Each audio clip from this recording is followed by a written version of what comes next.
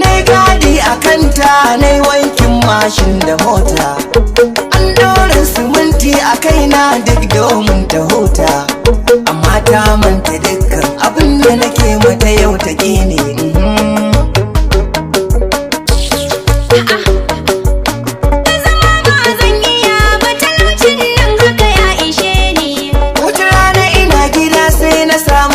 Kafin ƙawarta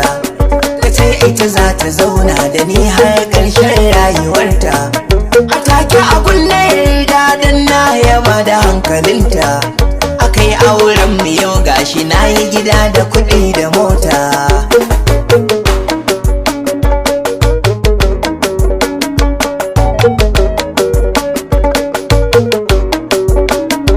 Yannan za mu shofin da matata sai mun faganta,